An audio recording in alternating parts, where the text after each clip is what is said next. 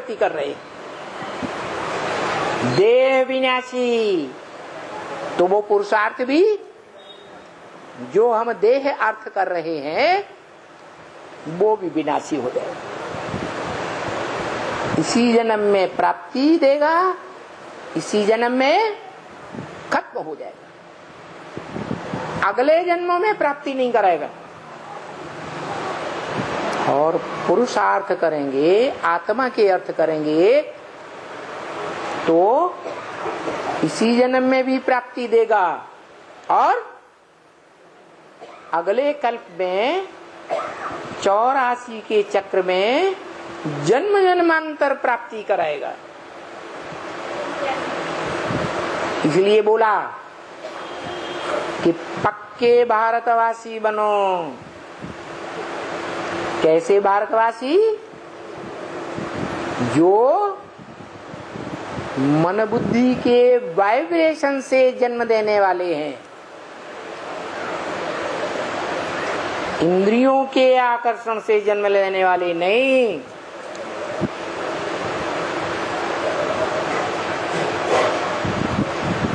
मन बुद्धि के वाइब्रेशन से राधा कृष्ण जैसी पहले जन्म की 16 कला संपूर्ण आत्माएं जन्म लेंगी। और ये वाइब्रेशन वो पक्के 100% भारतवासी ही बना सकेंगे, नहीं तो कन्वर्ट हो जाएंगे। कन्वर्ट होने का कारण बताई दिया क्या? एक से ज्ञान सुनना चाहिए, अनेकों से ज्ञान सुना तो विविचारी ज्ञान का बीज पड़ जाएगा। और जो यहाँ विविचारी बनेंगे, यहाँ शूटिंग करेंगे तो द्वापर युग में फलदायी होगा। द्वापर युग में दूसरे धर्मों में कन्वर्ट हो जाएंगे, दूसरों से, दूसरे धर्म पिताओं से सुनने लग पड़ेंगे। भारतवासी तो कहे जाएंगे कन्वर्ट होने वाले, लेकिन कच्चे भारतवासी। कच्चे भारतवासी या पक्के भारतवासी है?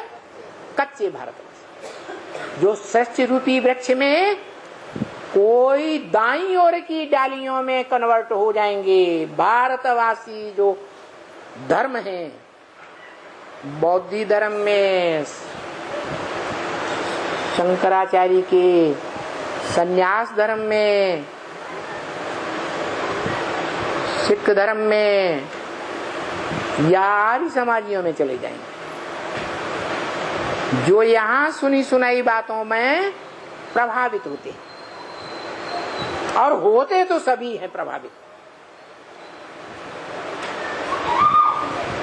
प्रभावित होते हैं और उसका रिजल्ट क्या होता है? बाप के प्रति अनिश्चय बुद्धि हो जाते हैं या निश्चय बुद्धि बनकर रहते हैं? अनिश्चय बुद्धि हो जाती है। तो न अनिश्चय बुद्धि बनना है और न दूसरों को बनाना है। इसलिए भक्ति मार्ग में ये शास्त्रों की धारणा रही है क्या? सदगुरु निंदक ठौर न पावे। और सतगुरु जिसे कहा जाता है, सद माने सच्चा। सिखों में कहते भी हैं एक सदगुरु निराकार। जब एक है सदगुरु तो बाकी क्या हो गए? क्या हो गए? झूठे गुरु हो गए।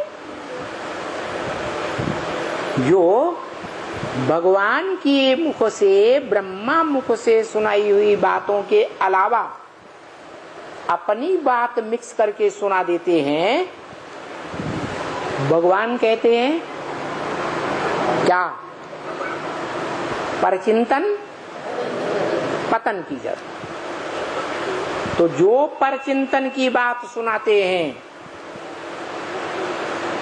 कोई भी परपुरुष की बात, वो स्वयं अपना पतन कर रहे हैं। और जो सुन रहे हैं वो भी पतन कर रहे हैं। वो गुरु लोगों ने अपने ऊपर रख लिया है।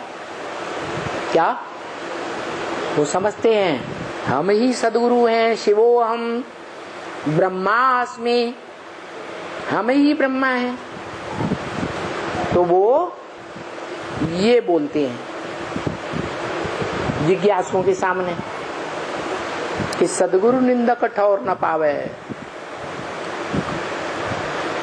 मना अगर हमारी कोई निंदा करे तो उसको ठौर नहीं मिलेगा।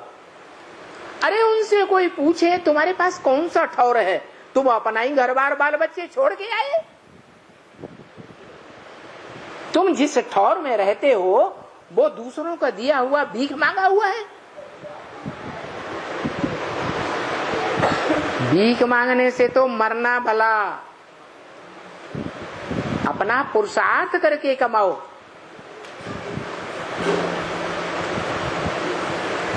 उनके पास तो कोई ठौर नहीं है। ज्यादा से ज्यादा अपने अच्छे से अच्छे चेले को मठाधीश बना देंगे। क्या बना देंगे है? अपना लकब अपने चेले को सौंप देंगे और शंकराचार्य का पद दिलवाई देंगे। क्या? कौन सा पद? शंकराचार्य, सदगुरु बन के बैठ जाएंगे। अरे सदगुरु जगत गुरु शंकराचार्य जो अपन को कहते हैं, सारा जगत आज नहीं तो कल या पास्ट में भी कभी उनको गुरु माना है। सारे जगत ने माना। जब गुरु माना ही नहीं तो जगत गुरु का झूठा टाइटल क्यों दरवाई लिया? कहते हैं माना नहीं, लेकिन आगे चल करके ऐसा समय आने वाला है कि सारी दुनिया मानेगी। अरे जब मानेगी तब मानेगी, अभी झूठी बात क्यों कहना? और वो शूटिंग अभी भी हो रही है। क्या हम ब्राह्मणों की दुनिया में भी वो शूटिंग हो रही है? हर एक ब्राह्मण दूसरे को कुछ न कुछ सुनी हुई बात सुनाता रहता है, और सुनी सुनाई बातों से खुद की दुर्गति और दूसरों की भी दुर्गति करता रहता है।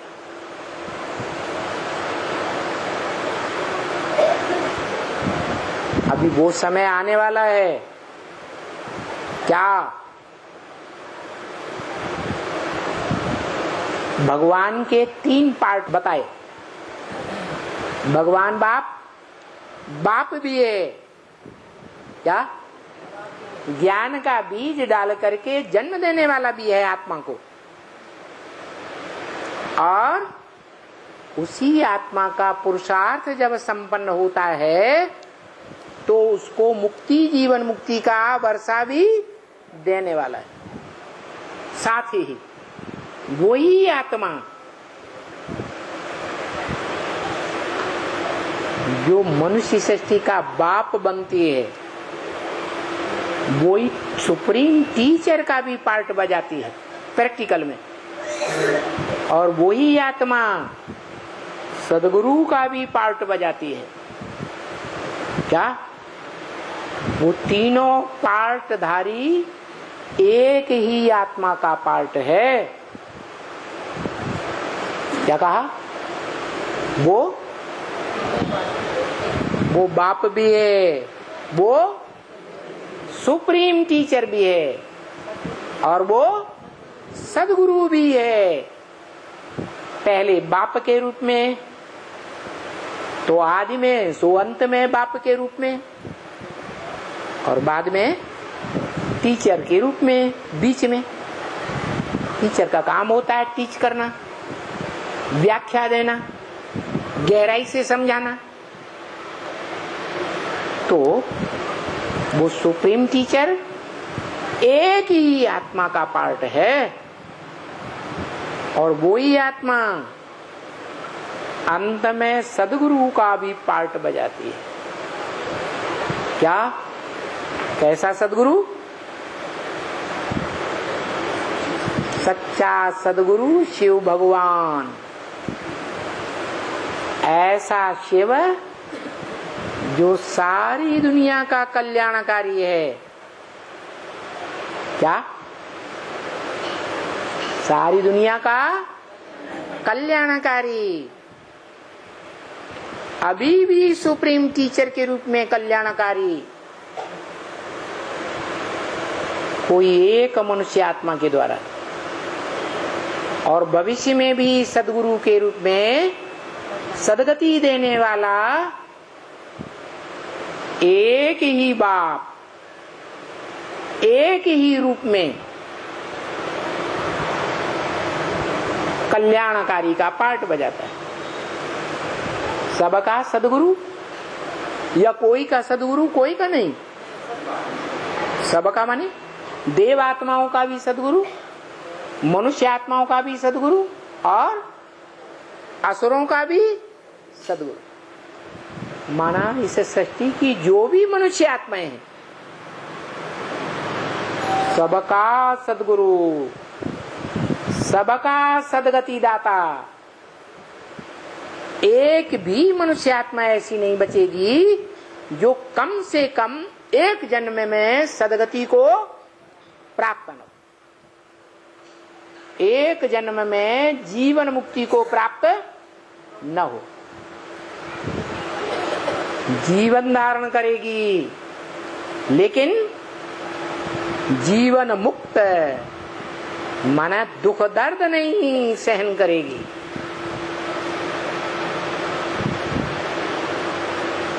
भले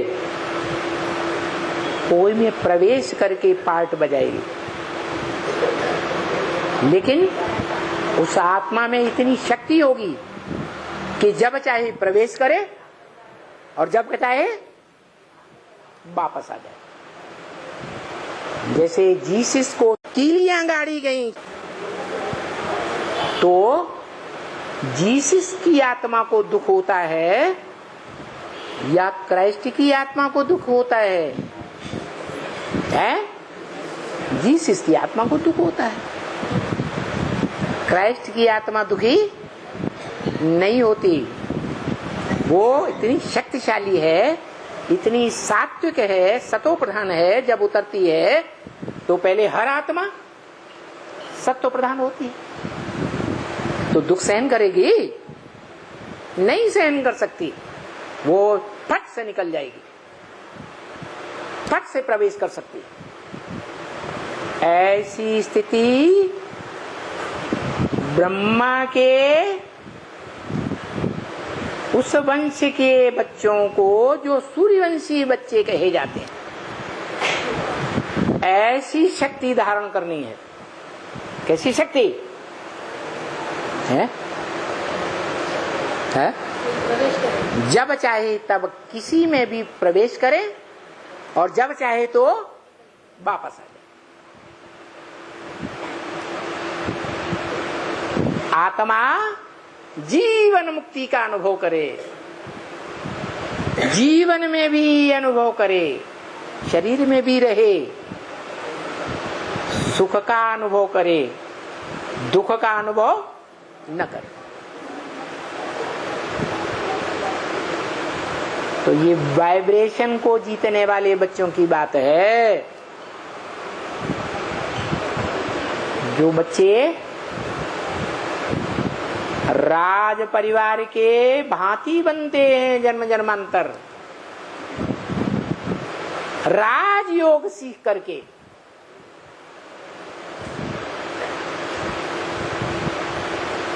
ऐसे भांति बनेंगे कि उनका आज तक भी शास्त्रों में गायन है गोप गोपियों के रूप में। क्या है? बोल गए। अतीन्द्रिय सुख पूछना हो तो गोप गोपियों से पूछो। ये गोप गोपी नाम क्यों पड़ा? क्यों नाम पड़ा? क्योंकि उन गोप गोपियों ने भगवान के प्रैक्टिकल स्वरूप के साथ गुप्त गुप्त पार्ट का संबंध जोड़ा है। जो गुप्त पार्ट इंद्रियों से कनेक्टेड है,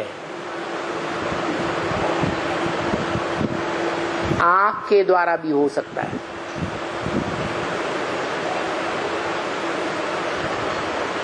आंख देखे तो किसको देखे?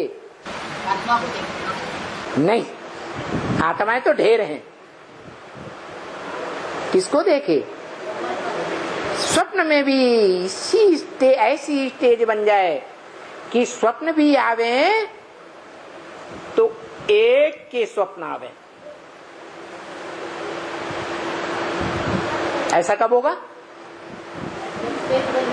कैसे स्टेज बनेगी? कौन सा पुरुषार्थ? अरे निरंतर शब्द भूल गए। हाँ जी, मिसाल देते हैं कि कपड़ा बेचने वाला बजाज सारा दिन क्या धंधा करता है? कपड़े फाड़ फाड़ करके बेचता रहता है। तो रात में उसको क्या सपने आते हैं? अपनी धोती फाड़ देता है। ऐसी स्टेज कैसे बनेगी? जब गीता में लिखा हुआ है, श्वास लेते समय, खाना खाते समय, बोलते समय, टट्टी पेशाब भी करते समय, हर क्षण कोई भी इंद्रिय से कर्म करते समय एक की याद में रहे, निरंतर याद में रहे। क्या ये स्थिति कैसे बनेगी? कैसे अभ्यास होगा? सारा दिन पेट के धंधों में लगे रहेंगे तो अभ्यास पक्का हो जाएगा? ये सत्यानाश हुआ है। पेट के धंधे से सत्यानाश हुआ है तो क्या करें? बाल बच्चों को छोड़ के भाग जाएं? नहीं, वहाँ रह के करना है। वहाँ रह के करना है ना, बाकी श्रीमत है। हाँ, क्योंकि बोला है ये अंदर का पुरुषार्थ है, ये बाहर का दिखावे का पुरुषार्थ नहीं है। इसलिए बोला है अंदर वाले रह जाएंगे और बाहर वाले ले जाएंगे। वो रहते तो बाहर हैं, लेकिन अंदर से क्या उनकी मन बुद्धि में खींच होती है, आकर्षण होता रहता है, ये कोई नहीं जानता। जैसे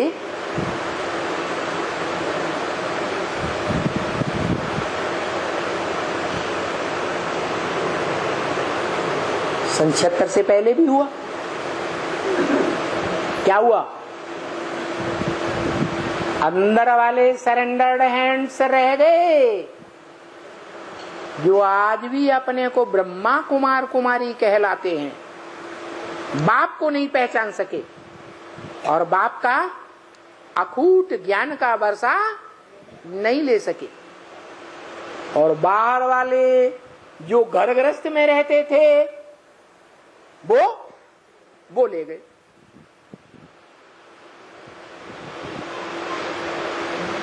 यहां भी देखने में आता है,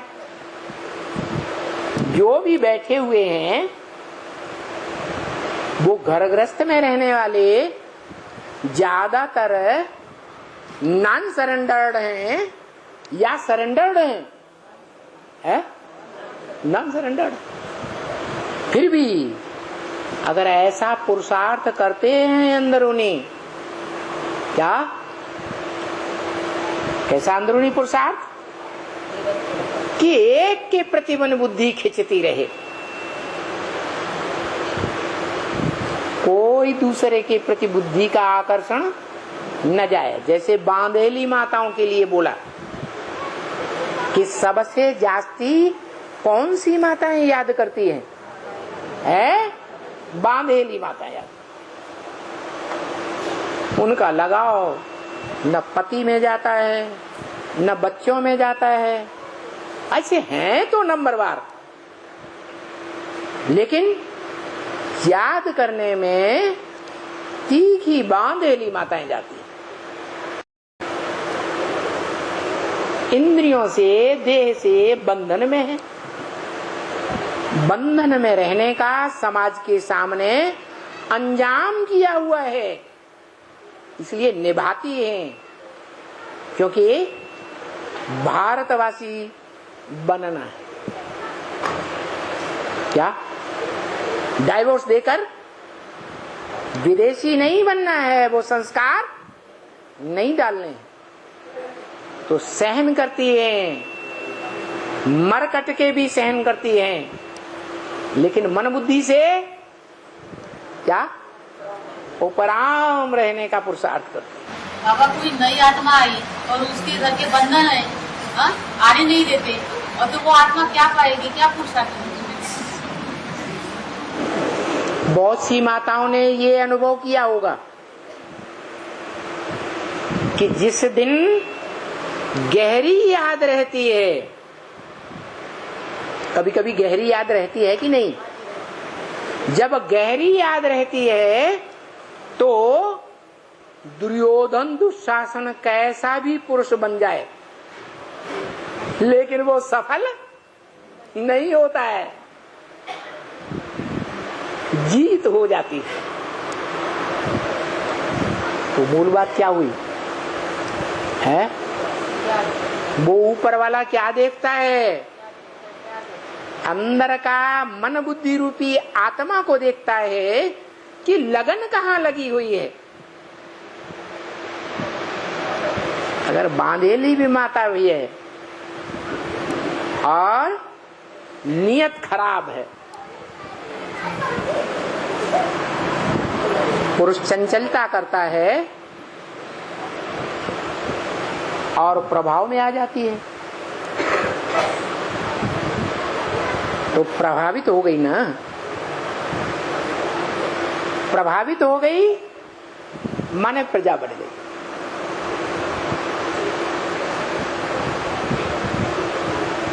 तो वो बुद्धि का स्वामी, बुद्धिमानों की बुद्धि, बुद्धि की लगन देखता है। ये बुद्धि की लगन कहाँ लगी हुई है? इंद्रियों के रस में आकर्षण होने वाली बुद्धि है, यह इंद्रियों के आकर्षण से परे हो गई। हाँ, इसीलिए बोला, ब्रह्म वाक्य बोल दिया। अगर चारपाई से हाथ पांव बांध करके करते हैं तो तुम्हारा कोई दोष नहीं। क्या कहा है? नियत खराब होगी तो हाथ पांव बांधने देगी या युद्ध करती रहेगी? है? युद्ध करेगी, रक्षा तो करेगी ना। तो ऐसे बताया कि तुम भारतवासी हो ना। क्या कहा? तुम क्या हो? कहाँ के वासी है? किसके दिल और दिमाग में बसने वाले? मन बुद्धि रूपी आत्मा से है। कहाँ तुम्हारी मन बुद्धि का वास है? सिर्फ निराकार में वास है या सिर्फ साकार में वास है या निराकार साकार दोनों में वास है या आकारी भूत प्रेत में वास है? विश्वास किस में बैठा हुआ है? क्योंकि ज्ञान में चलने वाले ब्राह्मण आज ऐसे भी हैं जो भूत प्रेत विद्या में बहुत विश्वास करते हैं। बेसिक ज्ञान में चलने वाले भी हैं, एडवांस ज्ञान में चलने वाले भी हैं। बल कन्याओं को अर्पण भी करते हैं एडवांस ज्ञान में। तो ऐसी ऐसी आत्माएं हैं माताएं के रूप में जो औलियों को गुरु बना लेती हैं। जब हवा उड़ती है टीवी चैनल्स में, अखबारों में, रेडियो में, स्थानीय चैनल्स में, क्या है? आसाराम बापू बाबा की और राम रहीम बाबा की, तो बेचारी माताओं का दिल दहलने लगता है। और फिर योग बल तो काम नहीं करेगा। क्यों? क्योंकि बुद्धि का लगाव देह की तरफ है, या देह के लगाव से परे हो गई बुद्धि है? देह में लगाव है। मेरी बच्ची, हाय मेरी बच्ची का भी कल कहीं ये हाल न हो जाए, इसलिए जल्दी जल्दी चलो। आज एडवांस पार्टी में भी देखा जाए तो भीड़ लगी हुई है माता पिताओं की, लगातार आते रहते हैं। बच्ची से मिलकर के तो आए, देखते क्यों, देख के तो आए बच्ची क्या बोलती है। मेरी बच्ची है ना, मेरे को तो बताएगी ना। अरे तो नष्टो मोहा स्मृति लब्धा नहीं होने पाते। कोई चारा न देख करके फिर भूत प्रेत विद्या में विश्वास करने लग पड़ते, औलियों को पैसा देने लग पड़ते।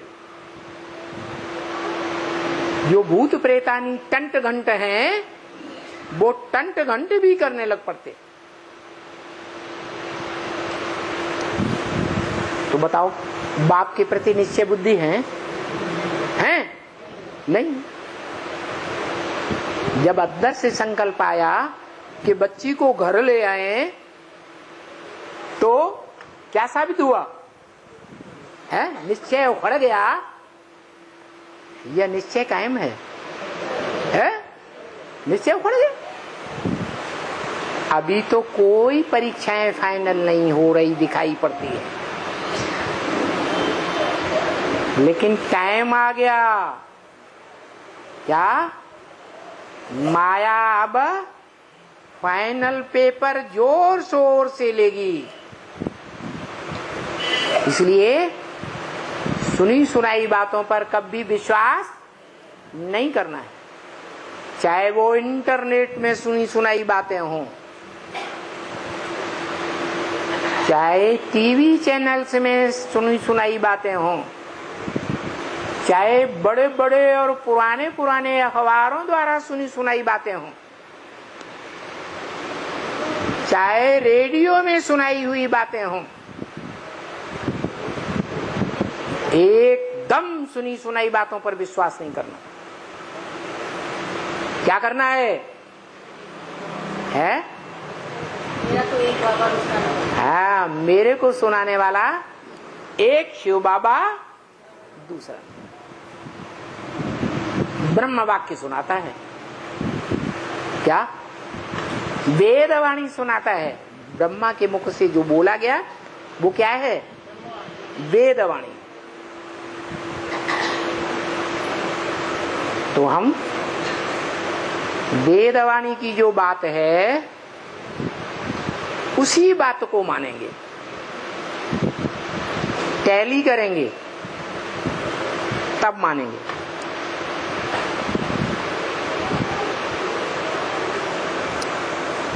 कितने टाइम हो गया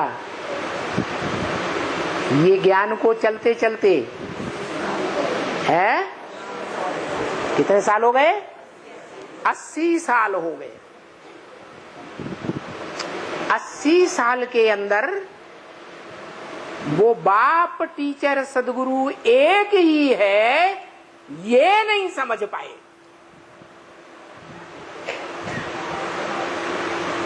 क्या वो एक ही आत्मा पार्टधारी है जो सुप्रीम बाप का प्रैक्टिकल पार्ट बजाती है, प्रैक्टिकल में मुक्ति, जीवन मुक्ति का वर्षा देने वाली है।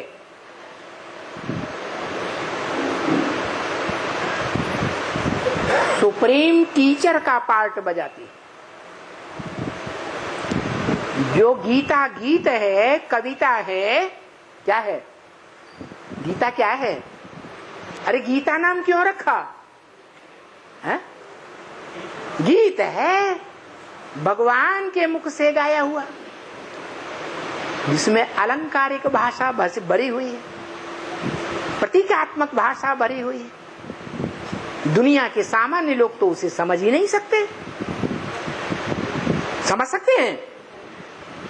कहावत भी है, कै समझे कवि, कै समझे रवि। रवि माने सूर्य। और गीता में लिखा है, मैं जब आता हूं तो पहले पहले किसको ज्ञान देता हूं? हैं? सूर्य को ज्ञान देता हूं। तो 80 साल हो गए।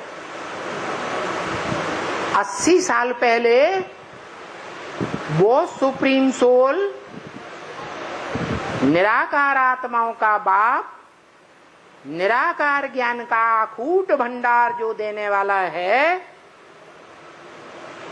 80 साल हो गए। वो बाप के रूप में ज्ञान का बीज डालने वाला भी है। हुआ या नहीं हुआ? अरे ज्ञान का बीज डालने वाला हुआ या नहीं हुआ? हुआ। और टीचर के रूप में दुनिया के जितने भी टीचर्स हैं, व्याख्या करने वाले, टीकाएं करने वाले, गीता की टीकाएं करने वाले, या कोई भी शास्त्र की टीकाएं करने वाले, कोई भी शास्त्र ग्रंथ की टीकाएं करने वाले, उन टीकाकारों के बीच सबसे बड़ा व्याख्याकार क्या? व्याख्याता शास्त्र में माना हुआ है। बताओ, शास्त्र में कोई ऐसा व्याख्याता है जो बहुत प्रसिद्ध है? हैं? हाँ, सांख्य योग का विख्याता कपिल मुनि गाया हुआ है, जिस कपिल की मुनि की यादगार भी है, उसकी बसाई हुई काम्पिल्य नगरी, जिस काम्पिल्य नगरी में गुप्त पाठधारी पांडवों ने ब्राह्मणों के रूप में लंबे समय तक वास किया था। वो कपिल मुनि सबसे बड़ा व्याख्याता है शास्त्रों का। मुनि माने मनन चिंतन मंथन करके व्याख्याता, सुनी सुनाई बात के आधार पर व्याख्याता नहीं। कैसे? स्वयं मनन चिंतन मंथन करके फिर व्याख्या करता है। जो कहावत है कि चबाएंगे, गाय की तरह जुगाली करेंगे तो रस बनेगा, खून बनेगा, नहीं तो नहीं बनेगा। तो ये भी ज्ञान गौओं के लिए ज्ञान की घास है। भक्ति मार्ग में गाते भी हैं, क्या? घास खाएं गऊ में, दूध पिए ग्वाल, माखन मिश्री सिर्फ मदन गोपाल। अरे क्या बात बना दी! क्या क्या बोला है? गऊ क्या करें? घास खाएं। ऐसी ग्लानी क्यों करती भक्ति मार्ग में? है गऊ बेचारी घास क्यों खाएं? है अरे और जानवरों के बीच में गौ ज्यादा सीधी सादी होती है कि चंचल प्रकृति की भारतीय गौएं